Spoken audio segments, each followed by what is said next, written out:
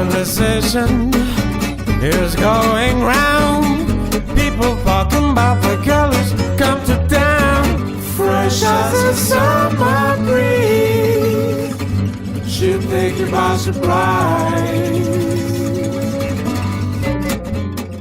Good morning and welcome to another fabulous episode of Fresh Waves here at Whistle FM. Fresh Waves, of course, is the Wednesday morning talk show. I'm your host, Bren Masson, and we've got Jay Rumball working the board today. Good morning, Jay.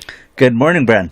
And if people have questions today, how do they get a hold of us, Jay? Yes, you can get a hold of us on Facebook. We have a Facebook group there, Fresh Waves on Whistle FM.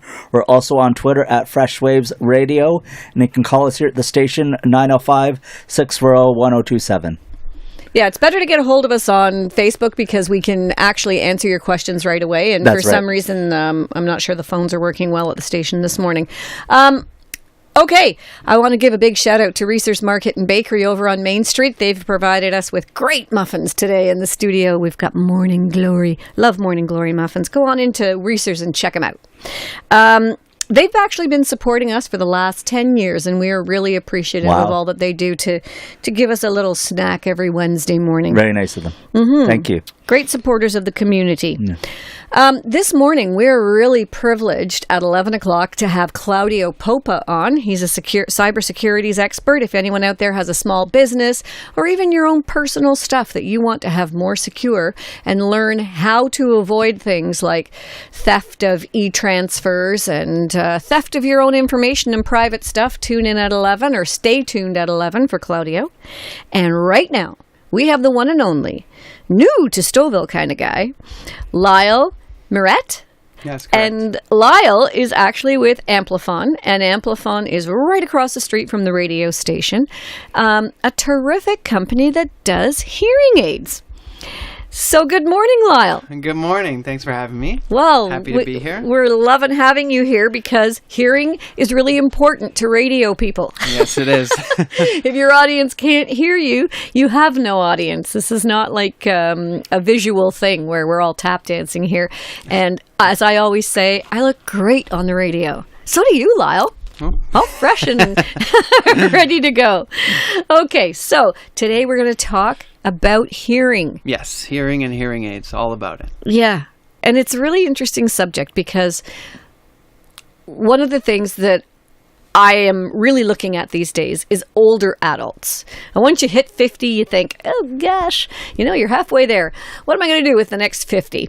And you start looking at things like the World Health Organization says that there are 3 necessities of life. They've now changed their mind and says there's 4. Food, shelter, water, and connection. Mm-hmm. And we know for a fact that poor hearing, or lack of hearing altogether, is the number one cause of isolation in seniors. It's a huge issue. It's a big topic. We could probably spend the next 3 days talking about the lack of funding and the lack of OHIP support for hearing aids and senior citizens. I think they pay, $500 out of a $7,000 bill? $500 per ear. So per ear. So $1,000 out of a $6,000 bill. Yes. It's criminal, really, when you think of how important it is to hear. When you think of a senior citizen crossing the road and not being able to hear the traffic noises around them, the first thing that will alert them to somebody coming behind them at a big speed, and they can't hear it, so they miss it altogether. The fact that they can be at a family function where they've been so welcomed and so part of a big family for years, and all of a sudden they sit by themselves, not speaking because they don't hear the conversation around them. They say that connection actually lengthens your life for 5 to 7 years. If you and I, Lyle, went out and advertised a pill that would give you 5 to 7 more years on your life, there'd be a lineup around the globe to buy it. So if we can do something as necessary as allowing people to hear, what a great thing. You're kind of like a miracle worker. Ha! How's that? That's probably the best introduction I've ever given anyone. You're like now a hero. We're going to put you up on a little pedestal. But it's true. So let's start out by finding out about you, Lyle, because I'm sure you didn't wake up one morning and switch your fire hat for a hearing aid and say, this is what I want to be. How did you end up getting into the hearing industry? So it was a little bit of a process for me. So I'm a hearing instrument specialist, or I'm licensed to prescribe hearing aids, test hearing, counsel on hearing loss, things like that. Take care of your ears, remove earwax, full services like that. Yeah. But it all started with, I did have a friend who wore hearing aids a long, long time ago. He's a best friend of mine. So I was always conscious of them and how important hearing is to him, and how he always wore his hearing aids, needed them to be part of the conversation, Right. just like you were saying. Instead of choosing to be left out or sort of just sitting to the side, he always wanted to be involved, to keep his brain active and always be hearing. So I was around hearing aids for quite a while. Then I got into sort of a little bit of your background, production, right? Sound and lighting. I was always involved in setting up speakers and, being part of sound engineering a bit, things like that. I play instruments. I'm into sound, into music. And I decided to make a change in my career. Sometimes those long hours of production and Yeah, for the $200. Yeehaw. heavy labor. I wanted to make a little bit of a change, so I decided to go back to school, and I came across the hearing instrument specialist program, which was sort of in my bag. It was medical. I'm very empathetic, always want to care for people and help people. Into sound, understand the acoustics and how sound works. So sort of went together. It was a happy mix. Yeah, and I've been very, very happy ever since. It was definitely the right decision. Well, I'll let the listeners know that my mother needed a hearing aid, and that's how I met you, was through that experience. And you're really great, really kind, and you speak loudly when you have to, but without being aggressively loud. Yeah, without and I think pandering. That's a big key to the whole thing. And every time someone says they can't hear, people just yell at you. And, it doesn't really make it any nicer. It just means that people are yelling at you all the time. So it's hard to control your voice, especially when you're frustrated because you've said the same thing 8 times. And now you've got to say it yet again. So you tend to treat them like a kid, and you look them in the face and you say, I said, now's the time. And then they get all weird and, why are you screaming at me? Well, I'm not screaming at you. I'm actually talking loud so that you can hear. It's a real trick to be able to speak at a different volume, but keep your voice still sounding nice and kind and empathetic. It's a trick, and you've got it mastered really well. Well, it's not only, as you said, the volume. It's not only being able to hear you, it's the understanding. Right. It's controlling certain pitches and frequencies, because the most common hearing loss in the world that we see a lot is just from aging or being around from loud noise as well. Can damage our hearing. Oh, right. So people in construction and those things kinds like of that things. always need to protect their hearing, because it happens slowly over time. So we don't realize it's happening when it is happening. And what happens is the speech, the consonants, and the higher pitched sounds always go first. S's, So what would TH, S, things like that. And that's what gives the TH clarity. is a high sound? Yeah. And that's what gives more clarity and understanding to what's being said, not necessarily the volume. And so that's why we need to sort of pronounce our words and get that speech out there. And with sound going down slowly, even people asking you to repeat or speak up can even become a habit of theirs. So even when they hear you, they still go, what? Because they're so used to saying it as well. So that's why, you got to be patient. And it's all about, years of practice and things like that. Yeah, and having a patience that a lot of us don't have. Yeah. Especially because life is really busy. So when you have to repeat yourself all the time, it's exhausting for the person speaking. It's exhausting for the person trying desperately to hear. Yes. Yeah, my husband has a bit of hearing loss, and often he will turn and say, you have to be in the same room as I am if you want me to be able to hear you. And he doesn't say it quite that nicely, but, the frustration is on both sides. Yeah, 100%, because they're trying to, someone who suffers from hearing loss is trying so hard to focus on what's being said. It's using up all the brain power. And it's just like you said, it must be exhausting by the end of the day. And that's why lots of people, unfortunately, just tune out. They'd rather not even try. Right. Then focus all on the both power sides. on listening. Yeah. Both the person dealing with the person with hearing loss would just not bother telling them, and the person trying to hear. Yeah, 100%. Stress level raises for everyone. Yeah, and that's not a good thing. It's not a nice way to be. No. Okay, so here you are sitting in your office, and you're dealing predominantly with seniors. You have other clients as well, Yeah, but definitely. predominantly with seniors. Yes. And do you not go home and want to bash your head against a wall? Because it has to be frustrating. But you don't seem to have that frustration. No, I don't have frustration with it because, when I give everyone the time, we perform a hearing test, and we go over everything, lots of people seem to, understand. I really stress the importance of hearing aid use. And I see it all the time, every day. They tell me, I used to play cards with my friends in a big group. I don't do it anymore. And I always ask them why. And the main reason always because they're getting frustrated with people yelling at them, losing their patience at them, or them losing their patience trying to focus and trying to hear. And so it's just all about giving them the time and getting into what their issues are. And getting to know their lifestyle a bit. 100%, yeah. I think if you're the type of person who is spending your time at a music hall with that loud ambient noise all around all the time, that's a different person than the one who's sitting trying to play a game of bridge in the afternoon at the Legion kind of thing. Yes, very complex. Every situation is complex, and the way that we process sound is different depending on which room we're in. So yeah, it's all about just getting their lifestyle and where their biggest issues are. Right. That's why I think it's really interesting when we look at certain things that make me shake my head. Organizations like the Legion who construct these massive rooms that are like a gymnasium and then hold card games in them, or an afternoon with guest speakers and things. The acoustics are so bad, I can't tell you. The library here in Stouffville has spent thousands of dollars, hundreds of thousands on the new renovations, and they put in a recording studio with linoleum floors, stark walls, and a ceiling that's 12 to 14 feet high. It's so loud in there, you cannot ever record something. You need soundproofing, you need all kinds of stuff, and they just don't understand. And even 55 plus clubs and things like that who use these massively enormous rooms to hold all their members, and then they hold a luncheon, and they have 200 people sitting down for lunch, and everybody's talking, and you can see many of the seniors just slowly sit back in their seats and disconnect. Yeah, they withdraw. Too much noise, too much ambient noise. They can't sort out the sounds. We're going to talk about different kinds of hearing loss and the ability to sort out sounds and how your brain works right after our first little break. Jason, take it away. Let's pay some bills. You're listening to Fresh Waves on Whistle FM. We'll be right back. Claudio here with knowledgeflow.ca.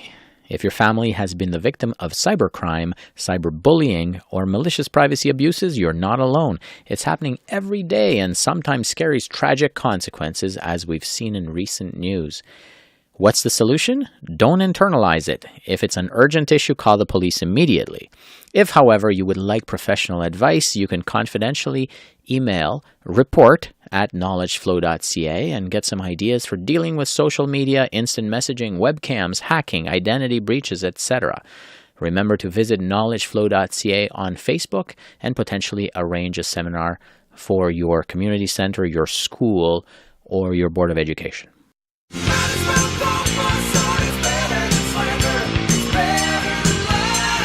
Hi folks, Kim Mitchell here. However you choose to get around, your ATV, your snowmobile, your boat, car, if you have a motorcycle, all these things take 100% of your attention and skill to operate safely. Alcohol impairs that, and bad things can happen. So, be smart, okay? You know what I'm going to say next. This message brought to you from the Safe and Sober Awareness Committee.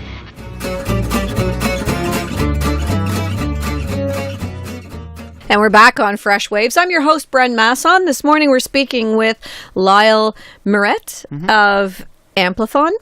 And we promised the listeners that after the break we would talk about how you hear and about the different kinds of hearing loss. So we have already covered the fact that for many seniors it's just a gradual loss and they lose their high end and stuff. But there also seems to be this complication of ambient noise, of talking to you, Lyle, sitting at this table.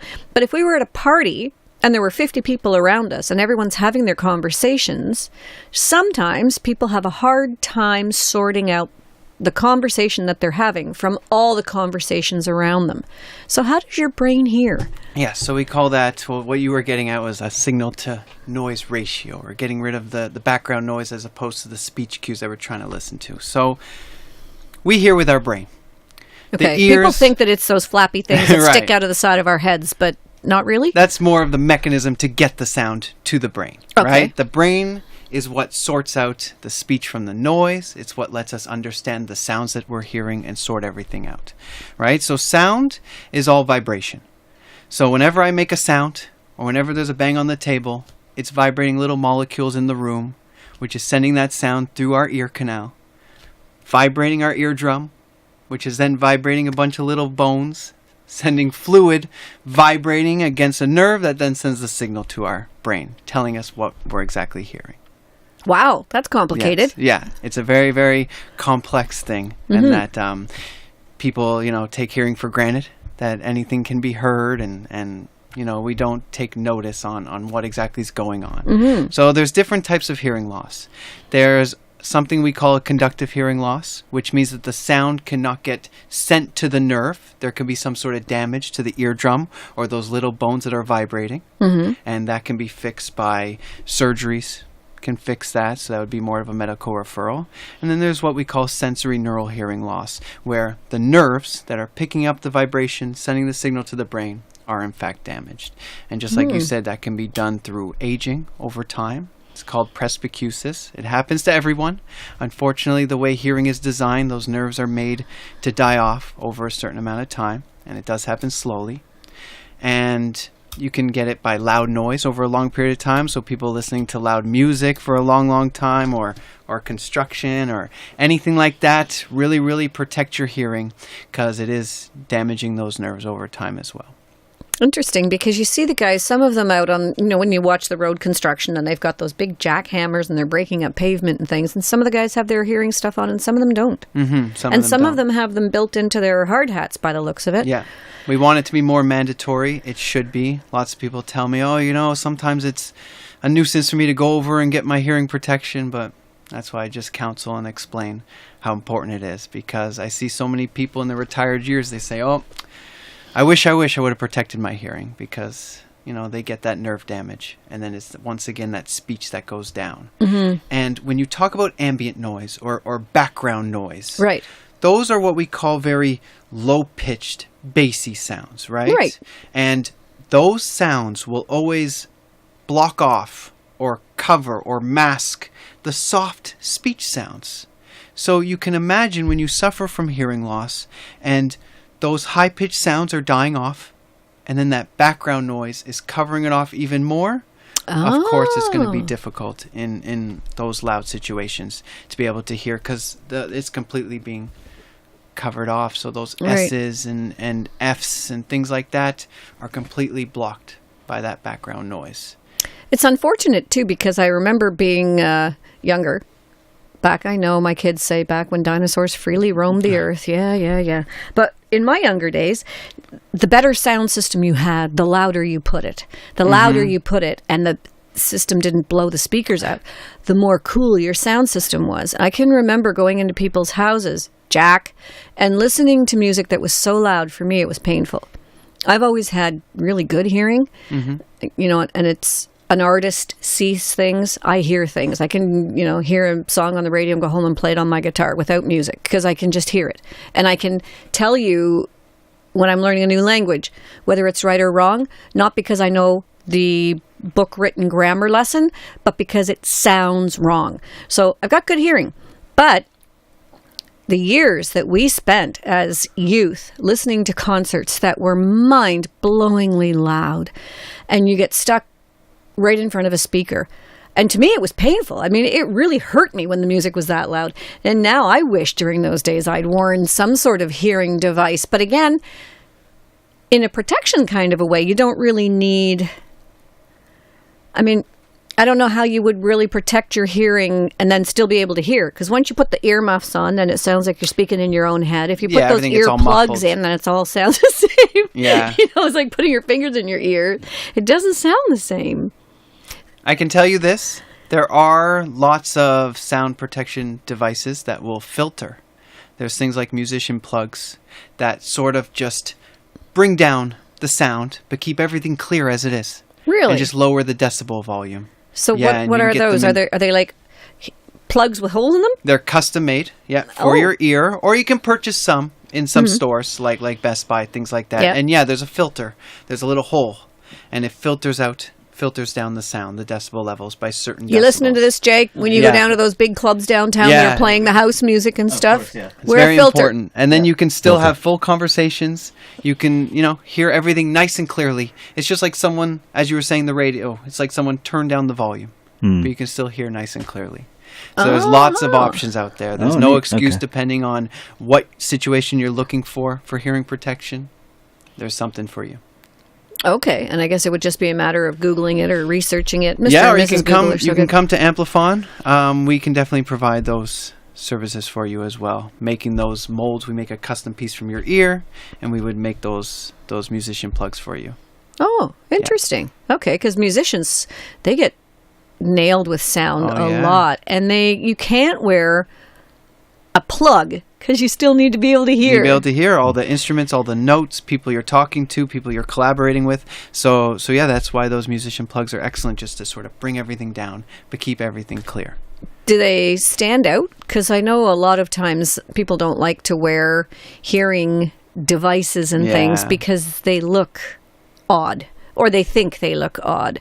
And I'm sure if they were fluorescent orange, you could see them, but chances are they're not, right? No, they're clear. You can even get skin color, but they're clear. They go right into the ear canal, and they do sit a little bit in the opening, but they're not really too noticeable unless someone comes right up to your ear and has a look on what's going on, because they do need to fill up the ear to block out that sound. Right. But they're very sleek. Just like everything nowadays, everything's getting smaller, easier to use, more sleek, so it doesn't interfere with your life too much. Okay, well, we're going to take our next little break, and when we come back, we're going to talk about the new devices, because from what I saw in your office, there's a whole bunch of things that are brand new on the market, or newer than I'm accustomed to, and it's fascinating. You're listening to Fresh Waves, so stay tuned for more fascinating facts from Lyle about hearing.